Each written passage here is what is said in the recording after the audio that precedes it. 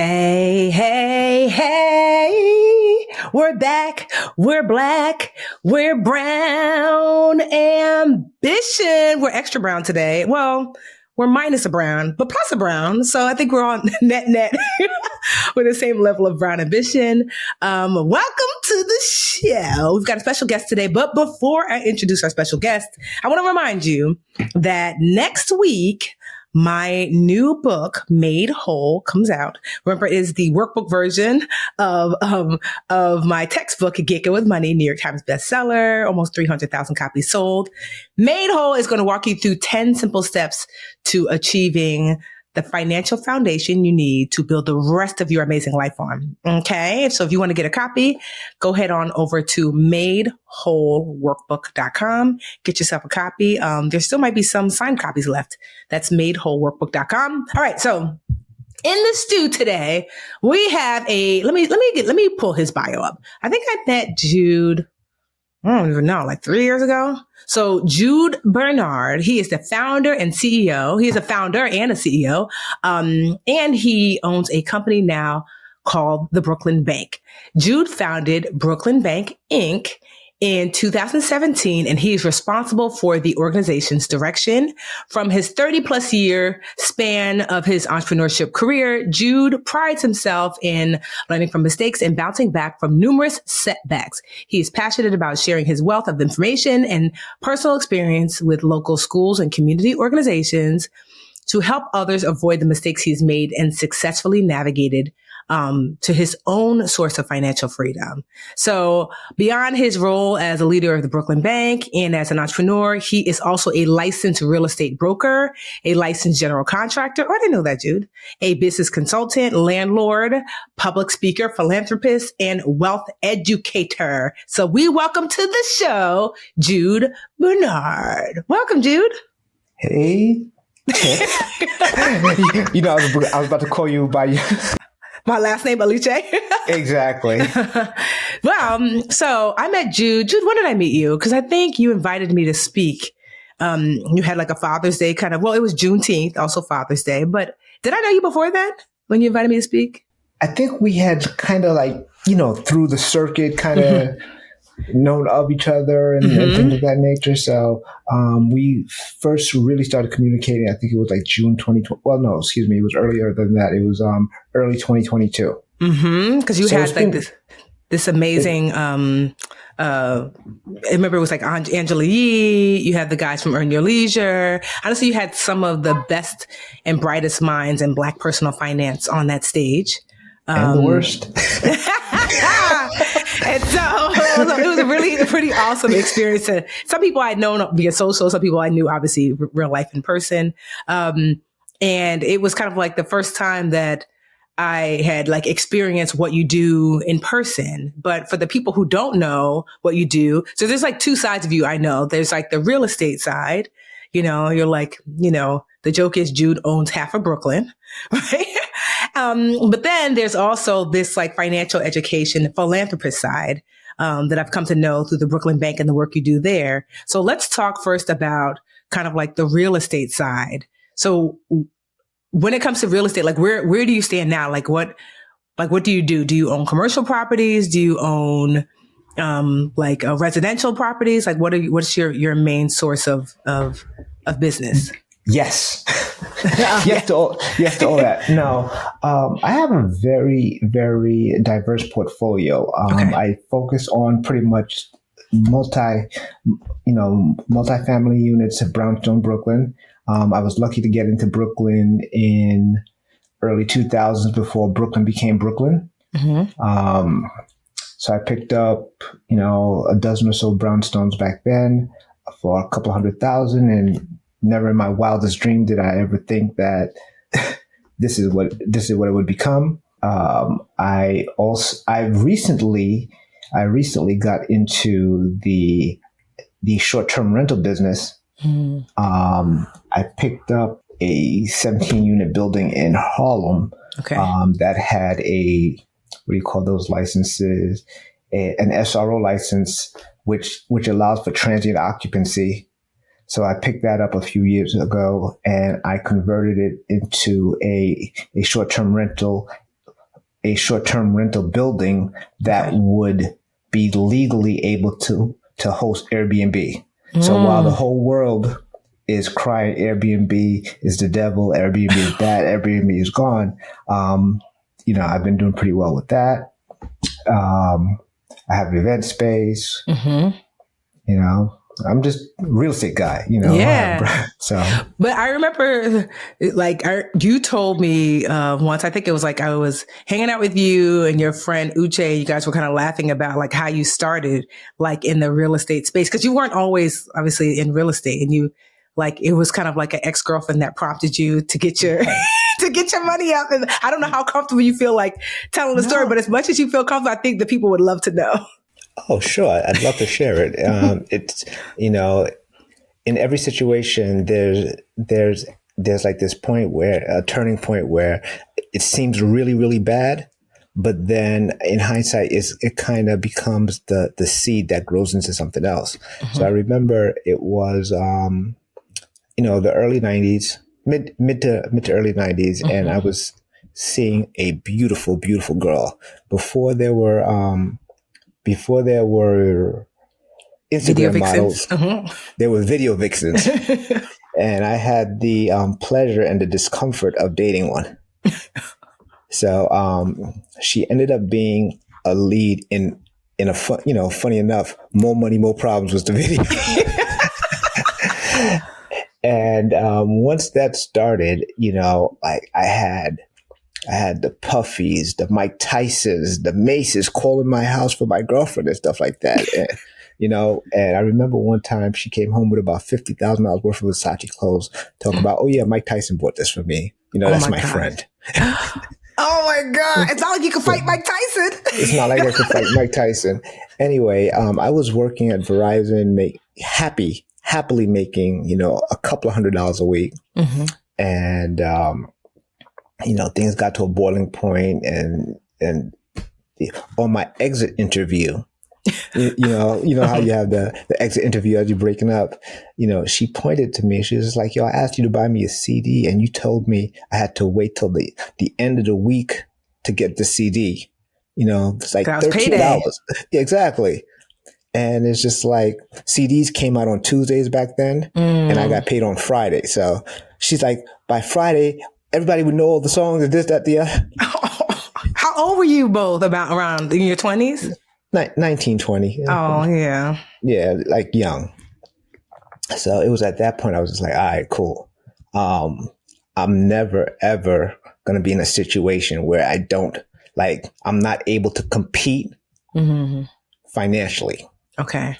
Not that my whole thing is tricking or anything like that. It's just like the insecurity, the way I felt less than, the way I felt that, somebody was choosing other people because I was lacking in one capacity. Okay.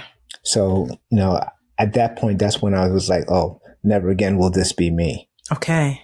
So it was at that point that I started it was at that point I realized that, $400 or $500 a week is not that much money, even though it was enough for me at the time, but just realizing that, like there was a lot more out there. So a couple of months after that, that's when I acquired my first property with the goal of making $500 a week. An extra $500 a month. Okay. And so how did that look like? Like, so, you go from this heartbreak, like, she chose Mike Tyson over me, which is very interesting. Right. But so then what did that look like? I remember when I was hanging out with you and then your friend Uche came over and you guys were sharing that there was a group of you at that time that initially were supposed to invest together, correct? In Brooklyn. Yeah. Like I remember we had this meeting. There's about 20 of us that got together and we were just like, hey, if we each put like $1,000 together, we could start buying real estate together. And it's kind of like that group trip. Everybody's like, oh yeah, I want to go to Africa. I want to go to Africa. Yeah, we'll go to Africa. 6 months, when it's 6 months out. And then when it's 3 months out, it's like, well, I can. And this person, I can. And then next thing you know, you're in Africa by yourself. So it was this is exactly what happened. From the 20 of us that got started, to my friend and another guy, they partnered together, and I pretty much went on my own. Okay. And out of that big group, we were the only ones that actually did anything. And funny enough, decades later, everybody's like, "Oh my God, if I only knew." Hindsight is 2020. All the time. So you got your first property. Do you remember what it was? Yes, I do. It was a 2-family house with an illegal basement. Don't go get illegal basements out there. It was a 2-family house with an illegal basement. I'm in Southside Jamaica, Queens. It was. I had two Section 8 tenants, and I had somebody living downstairs in the basement. And at the end of the day, like I was working on my MBA at the time. Okay. I was working on my MBA, and you know how like when your financial aid hits and then you get that refund check. So I used that refund check as my down payment. Okay. To get the properties. So that's how I got the first property. Okay. I was going to ask you, because so many people are listening and they're just like, and certainly we're not giving, financial advice or investment advice, but just curiosity of like, if you're making $500 a week, which, for a 19-year-old back, in the 90s, like you said, it's not bad money. It's not Mike Tyson money or Jay-Z or Puffy money, but still, but how do you get enough money together? So you found a way, basically. There's always a way, like I always say, you can either beg, borrow, or steal without stealing. Okay. You found a way. You got your first property. And how much was it generating you monthly? It was generating me about $600 a month, and I remember it was generating $600 a month cash flow. But what I did not realize that, I would now start getting a huge tax return. A huge tax refund because of all the benefits, the tax benefits that go alongside of it. And what I did not know as well at the time, because I was just thinking, oh, I just need cash flow. I wasn't aware of the appreciation. So there was the rent, the appreciation. I was not aware of the debt reduction on the mortgage, that every month that it would become a little less. So in reality, I was thinking $500 a month, but this one thing was probably bringing me, a couple $1,000s a month, like when you add up everything all together. So here you are, this young man scorned, but we thank God for sis. Hope she's doing well. But it opened you up to, basically put a battery in your back, and you started to invest. And so did you finish getting your MBA? No. First of all, I stayed at home. Like, when I started making money, I was 3 properties in before I left my house. That's a key. Like, while you have minimal responsibilities, you got to stack that paper and you got to do the most. And I was working on my MBA, and I think at that time I had about 3 properties, and I was flipping properties as well while I was working on my MBA and keeping my 9 to 5. Okay. And I remember the coming in late one day to one of my classes after work, after dealing with something on a job site. And the professor had said something as I walked in late. He said, "Is there someplace you'd rather be?" And you remember how the teachers used to give those little breaks, halfway through the class, so you go stretch your legs and things like that. I remember leaving my book bag, my books, all of that stuff as I went on that break, and I decided right then and there that I was done with the whole MBA thing, that, he was right. There was someplace I'd rather be. Okay. And I remember I was working on the MBA as a plan B to climb the corporate ladder. Okay. And I was working at Verizon at the time. I could use that that piece of paper to climb the corporate ladder. But it kind of clicked when he asked if you had someplace better to be that you would much rather be. I decided right then and there, I'm going to make my plan B my plan A. Okay.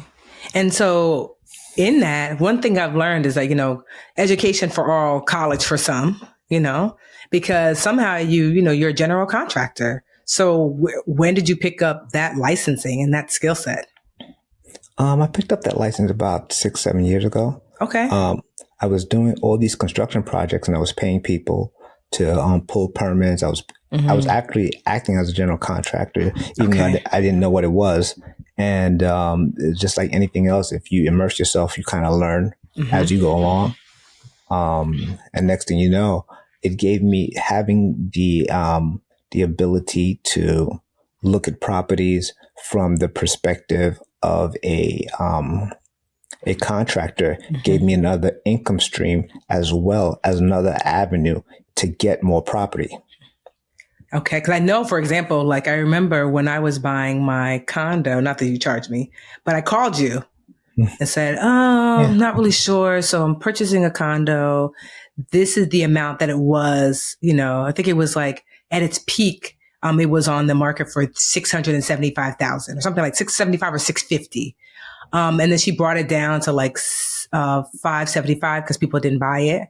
And then she brought it down to 550, then 540. And I just remember being like, I'm able to get it. I think I got it for 520 if that's what I was going to put an offer in. But part of me felt like I wanted to get it for like 475 or 450. Oh, no, 475. I think I wanted to put an offer in, which I did, and she rejected it.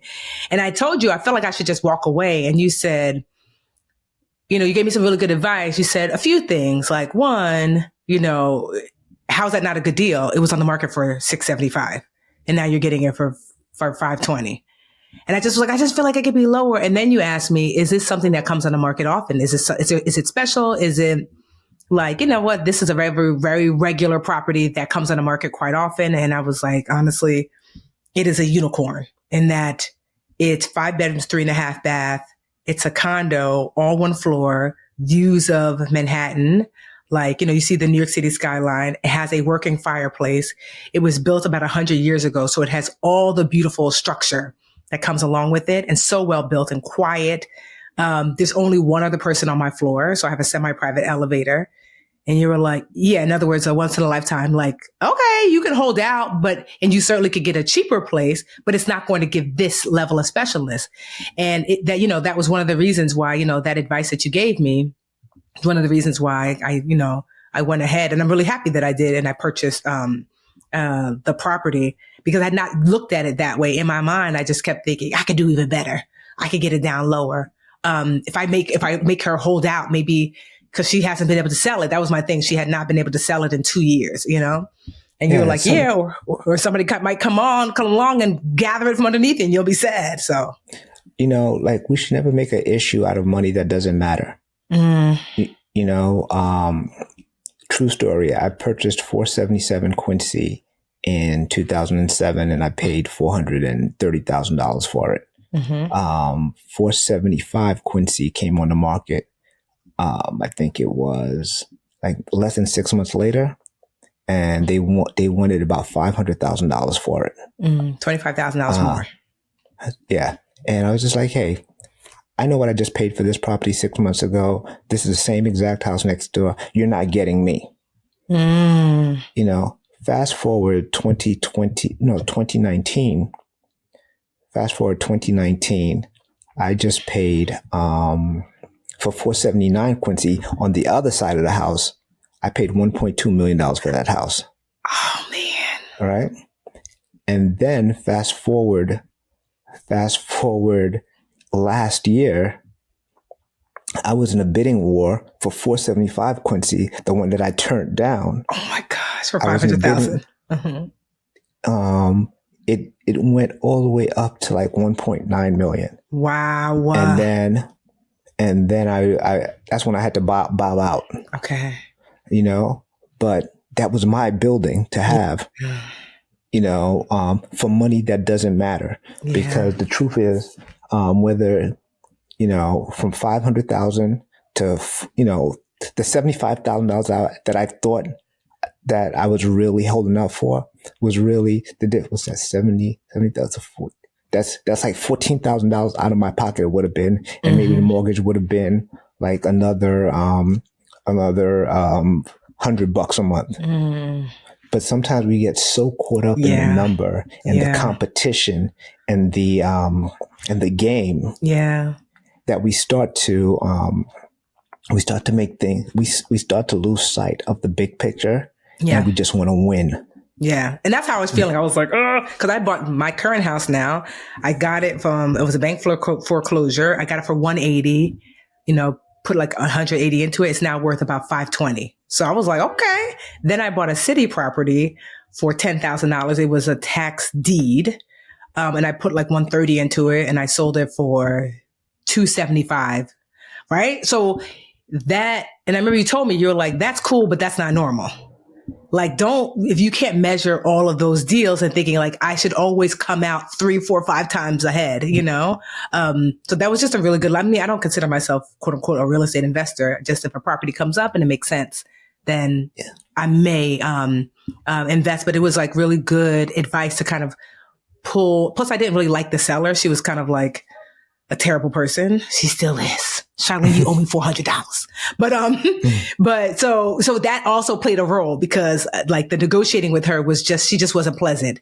And I was just like, but you're like, but it's going to be your house. Like, who cares? Like, she's, burn incense, whatever, give her energy. But, once you purchase it from her, There are business decisions and there are personal decisions that involve money. They're not the same thing. Okay. So it's just like, you touched on something a second ago about how you flipped that property that you purchased for. You got it for a deed for $10,000, and then you put $130 into it, and you sold it for $280.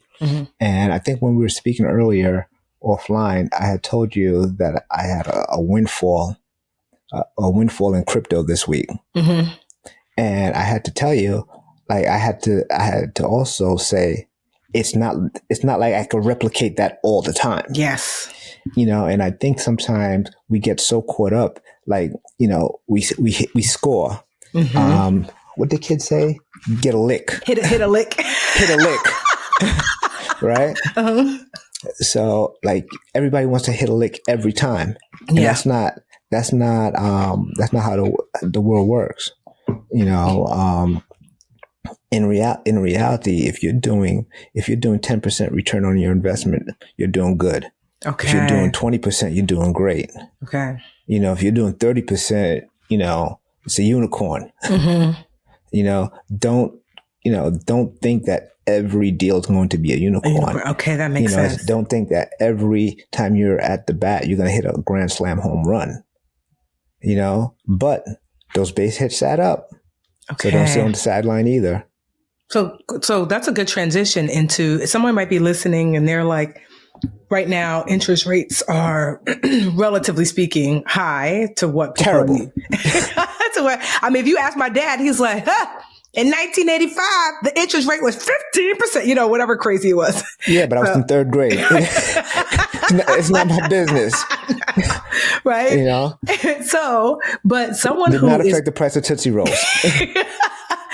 But if someone is listening and they're like, okay, I want to either be a homeowner, just to own my own property, or I want to consider investing in real estate, what would you tell them during this time now, with interest rates being the way they are, inflation being the way it is? Like, what advice would you give someone? Like, if you were starting out in this space, what would you want to hear? Hit the pavement and be relentless. The deal is out there. You just have to find it. Okay. And if it makes sense at 8.5% interest rate, it is going to make you a ton of money when you refinance it to 6.5 or 6%.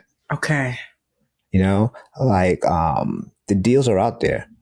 A lot of people are sitting on the sidelines, and there are people who just have to sell, and there are going to be deals out there. So if it cash flows, at 8.5%, then it's definitely it's going to be a cash cow at 6%.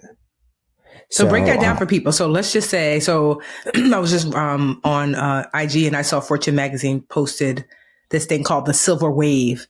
that that at a conference, AARP, just said that there are about 30 million homes that will be joining the market because, we know that the baby boomers is the largest like block of demographic, folks that, in this current, like where we are now in the world. Right. And so these are people who are in their, like, I guess baby boomers are in their maybe 60s and 70s.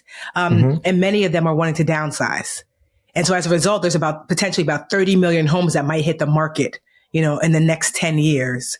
And so like, to your point, it's like, you might live next to an older lady who's not 60, but 70 years old, who is like, you know what, I wouldn't mind selling to my neighbor, but the young lady next door who lives with her mom, and, I don't have to go through the rigmarole of putting it on the market. So is this what you mean by hitting the pavement, of seeing like not everything is going to be on realtor.com, right? Yeah, exactly. You have to speak to your neighbors, speak to the barbershop, make a note in the barbershop what you're looking for, the laundromat, your attorney, your accountant, everybody who has access to deals is a lead source. Okay. And you also have to keep hitting realtor.com and the MLS so that you can familiarize yourself so that you are aware of what a deal is when you see it. Okay. So if you're on realtor.com every day and you're seeing that, houses on Flatbush Avenue are going for, 600,000. And one day you see something advertised for 450,000 right there. You already know offhand, boom, that this is a deal. But unless you are there continuously, you'll just, look, if this is the only time you're looking and you see, oh, look, it's going for 450,000, but you have no point of reference, you can't appreciate that. So you have to, constantly educate yourself. I like that line you dropped earlier too. College for some, education for all. Yes. Yeah. I forgot somebody told me that one time, and I just thought it's true. Like everybody doesn't need to go to college, but everyone does need to be educated, like whatever that kind of looks like. No, and you're right. Like people kind of know that, like, like I said, I don't heavily invest in real estate, but I keep my ear to the street where I'm just like, if it makes sense, like I wasn't looking for the tax deed, but a friend of mine kept talking about this list. And she was like, oh, do you ever take a look at the list? I'm like, what list? She was like, there's just a list of like tax deeds that the city sometimes is trying to get rid of because these are broken down. Some of them properties, some of the nicer ones get gobbled up quickly, but there's some of them that are like basically damn near condemned, And I was like, no. And so went down to City Hall, and sure enough, there was a list of all these properties. And I drove by all of them, and I was like, "Ooh, that's D block." If you live in Newark, them number blocks. No. And so, the property that I saw, though, it was the last one. It was like a list of 30 properties, and it was in the South Ward, which is definitely a rougher ward, but it was right out. Like it was like 3 houses down from Weekway Park, which is a really nice park. And I knew for a fact, because I used to teach preschool around there, that they had just bought, that New Jersey Transit bought this project building called Seth Borden Project, which is a really bad project. Back then, my kids used to actually, like the students who I taught used to live there, and they had condemned it years prior. And I knew that New Jersey Transit purchased it because they were going to be putting in a train line to go directly to the city and to the airport. And I was like, wait, how is it still on the list? I mean, the property was, it was probably 30 cats living in there. It was not safe to walk on. The floors it just was a mess. But I knew location wise that it was in a good location for what was coming to that area. And so it took 2 years to close. It was such a mess. Because halfway through closing, we had to go through like a mayoral race, depending on who wins, you might not get that property.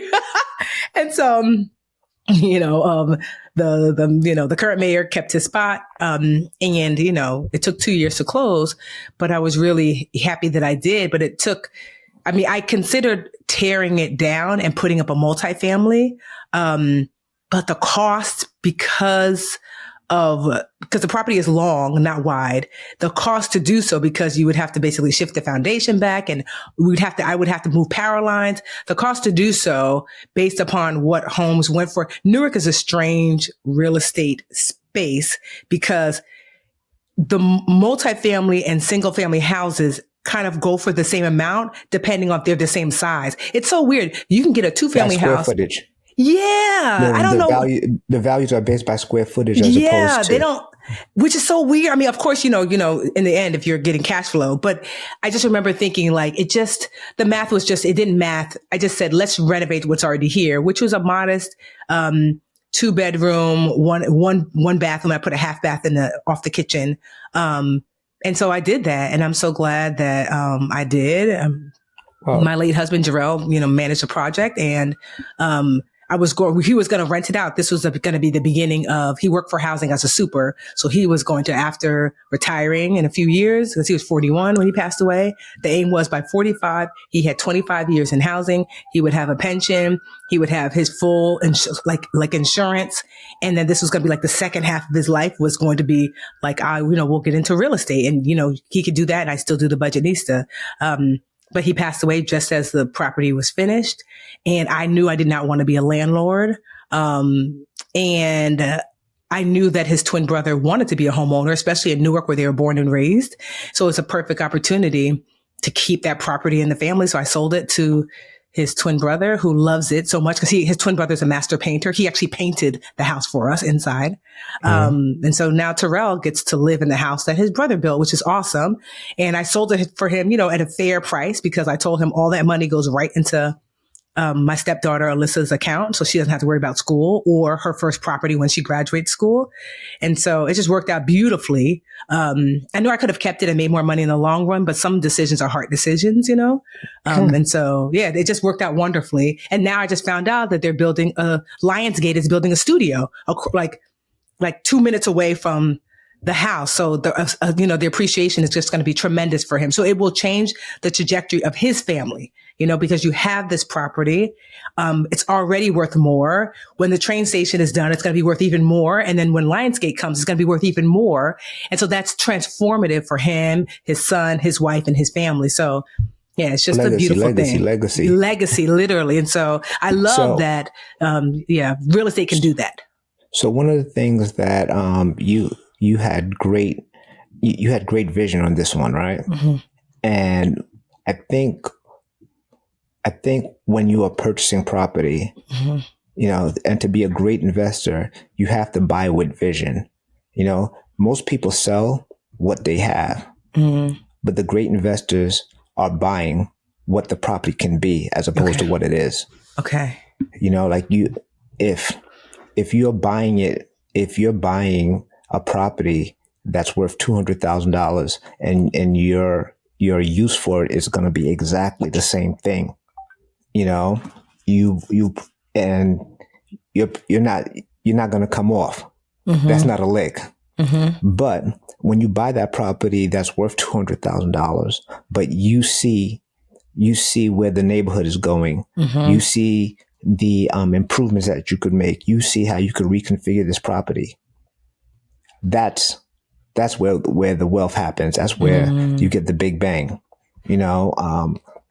The building that I purchased in Harlem, I ended up putting an extra 1,000 square feet on it. Okay. And this building that nobody wanted, I make anywhere from $60,000 to $85,000 a month on it. That's incredible. Thank you. But everybody just had this because it had a stigma on it that people were not thinking, well, on a positive note, that you could do short-term rentals, and nobody was thinking, nobody was looking at it. Nobody was looking at it from that lens. So once you master your vision of seeing things like different ways, and once you make yourself able to profit from many different ways, you'll do well in this business. I love that. Go ahead. I'm sorry. Whether you're trying to make your money as a landlord, whether you're trying to make your money as a real estate broker, whether you're trying to make your money as a general contractor, a consultant, whatever it is, you could, if you have many avenues to make money, you'll always make money in real estate because there's more. It's not just buying and selling. There's so many ancillary ways you could do well. So I want to take a quick break and I want to come back and talk about the transition that you made into teaching financial education. You know, this real estate investor that's doing well, you know, why pour back in? So we're going to take a break and we'll be back in black. Okay, so we're back. We're talking to Jude Benard, Sac Passe, Naboule. I didn't even say, you know, for those of you who are... Naboule. So Sac Passe means like, wait, what's up, right? Exactly. And then Naboule means what? I'm burning. What? Literally, that's what it means. But that's just slang. It's like, yeah, I'm good. I'm cool. You know, things are good. Naboule. Okay, I love that. Basically, I'm lit. You know. Exactly. Fire emoji. Fire emoji. Fire emoji.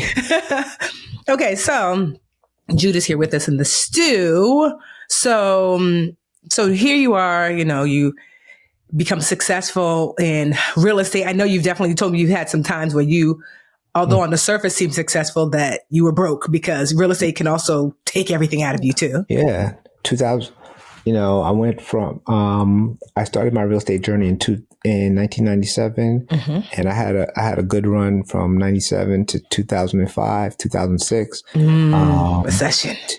2008 hit and, I wasn't playing any defense. So when the tide switched, you know, I lost it all. Okay. You know, like I went from, you know, having a net worth of a couple million, in the hood, like when you're young, is like being a billionaire. Yeah. Yeah. Right. So I went from like being a hood billionaire to literally, like literally sitting in my house waiting for them to come take it away. And so I during that time, you know, the depression, the thoughts, the thinking about it, how did I get here? All the mistakes that I've made, you know, that's when I realized that, I really never learned about business, about money or anything like that. All I did was I was just riding a good time, you know, because those, you know, in the early years, it was just like, hey, you buy it for 100 and a year later it'll be worth 150. Okay. You buy it for 150 and a year later it's going to be worth 250. And then you take money out of that and this, that, the other. But, I did not understand how it works and the importance of playing defense, of having a good understanding of your risk tolerance and what ifs and all that other stuff. Okay. So, by 2011, 2012, when I got back into the real estate game and I started making money again, I was selling these properties that I was picking up properties for about $500,000 or $600,000, putting $200,000-$300,000 into them. And I was selling them for like $1.5 million to $2 million. Okay. You know, and I was doing that like twice a year. And I realized that, not one person that I was flipping these properties to, I was buying them from people that looked like me, but I wasn't selling them to people that looked like me. So I was kind of whitewashing the neighborhoods. Okay. All right. And I realized, but I thought that the reason people like me were not purchasing these properties is because they did not know how to manipulate money. Because money is a tool that needs to be manipulated to do what you needed to do. All right. So that's when I started the Brooklyn Bank, you know, focused on financial literacy and economic empowerment. Yay. Shout it out. I see. So Brooklyn Bank is not actually a bank. I remember the first time I heard it, I was like, oh, so why'd you call it that? You see, I got this little line in it, right? Because it's not really a bank, right? In the sense that, you know, we don't make deposits and withdrawals of cash, but what we do is we make deposits and withdrawal of information, which is what we do is we share the information so that people could be better suited to and better armed to compete for real estate, stocks, insure, you know, all these things that my mom didn't teach me. Okay. You know, that I had to basically learn the hard way. So hopefully through the Brooklyn Bank, we could skip a step of people making these mistakes, because they're armed with the information so that they could, you know, know how to invest so they can actually buy some of my properties instead of, it all being the others. Yeah, no, I love that. And so I know the Brooklyn Bank is also event space that you allow people who, especially people who are wanting to teach financial education. I know you offered to me with my new book, Made Whole, coming up if I wanted to have like a launch party, since it's financial education based, to have something there to reach and teach the community. Yeah. There needs to be a place where people come and they get the information that they need to take them to the next level. And even as the event space, what I do with the event space is I use the events to kind of pay for the nonprofit work. So I love that. So that way the building is self-sufficient, and everything could be done with a pure heart. Okay. So what is the next phase? I know you and I sometimes talk offline about like, what does life look like? What does legacy look like? What does life look like in the next 5 or 10 years? Because now you've done the thing, right? You created wealth for yourself. You've invested in real estate, where you were, I'm assuming were you born in Brooklyn? You were born in Haiti? Born in Brooklyn, raised in Brooklyn. And then, you turn right back around and pour right back into the same community from where you came.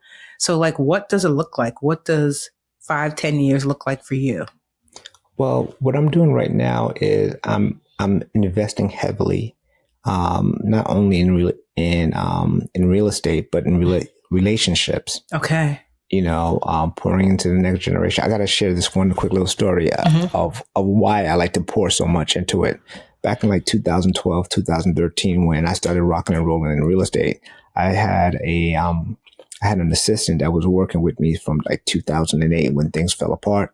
And she rocked with me for like 3 or 4 years. And I had an opportunity to acquire a deal that was going to, net me a couple $100,000, but I was short $100,000 to get to the table. So I called her and I'm just like, yo, I need you to make some phone calls. We need to raise $100,000 by the end of the day. So we need to call everybody and see how much we could raise.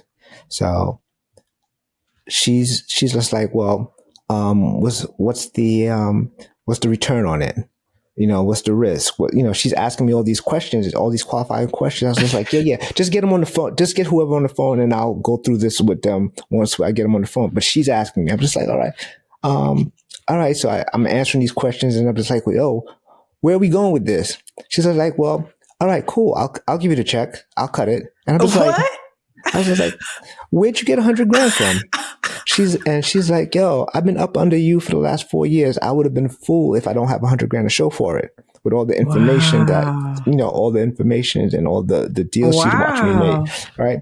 And it was at that point I realized that, you have to invest in people, because these are the same people that are going to come back and push you up, and like, even so, not only am I buying real estate and investing in business and stuff like that, but it's super important for me to invest in the next generation, because I don't want to learn AI.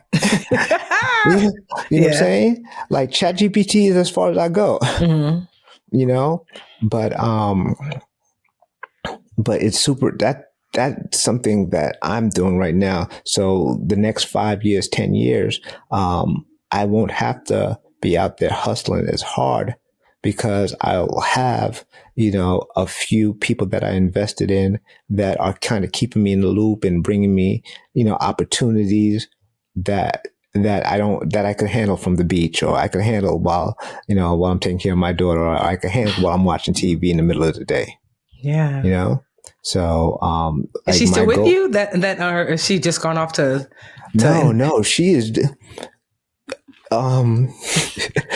It's so funny because she manages like luxury event spaces like around the world. Like I'm talking about like Abu Dhabi and the World Trade Center, things of that nature. And I asked her to come take a look at some stuff the other day, and she's like, sure. You sure you could afford me? I love that for her. Yes. But that's how it's always going to be. Cause I'm not going to be able to run full steam for the rest of my life. Yeah. So it's important that I create a life with people, with the right people, with the right opportunities where I can, sustain, Okay. Well, if you had any advice for someone who is kind of like just starting on there, maybe they had a light bulb moment, but they might not be 20, maybe they're 30, maybe they're 40, of like, okay, I want to start to grow wealth for myself. I want to put myself and position myself to be able to take care of myself and my family in a way that's more sustainable. But they're just like, I don't know where to start.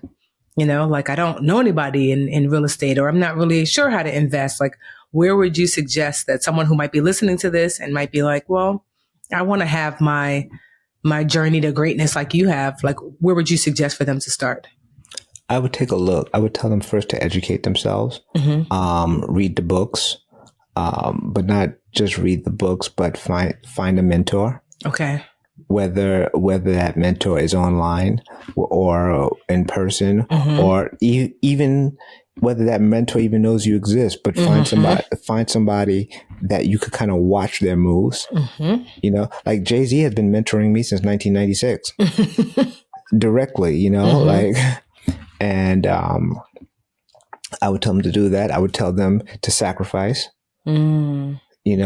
Like you could have and I'd make sure that they understand that they could have what they want right now, or they could have what they really want.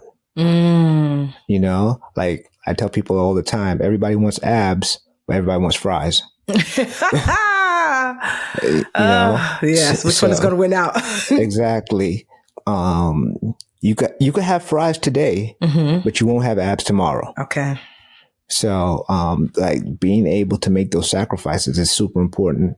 I think it's very necessary that you are like true to yourself to decide what is important to you, and staying true to that, because at the end of the day, there are certain things that that are required for you to be successful, some amount of hours that are necessary for you to be truly successful and great at things. And you have to look yourself in the mirror and say, yeah, I'm willing to do that. Okay. Even on the bad days. Well, we thank you for coming in, Mr. Benard. Where can people find you? They want to learn more about you. They want to follow you on social media. Where can they find you? I'm on IG, Mr. Jude Benard. That's pretty much it. The Brooklyn Bank. All right. If you're ever in BK, the home of Biggie and Jay. Exactly. And the home of Jude, Biggie, and Jay. Exactly. I still live here. I haven't sold out yet. And again, like I told you guys, next week, my new book, Made Whole, becomes live November 21st. It's available at madewholeworkbook.com. If you're looking for that step-by-step guidance, as Jude mentioned, sometimes you just have to start. Well, you always have to start just where you are. So if you need guidance in the area of budgeting, savings, debt, credit, learning to earn, investing, insurance, building a financial team, your net worth, and estate planning, all 10 of those steps.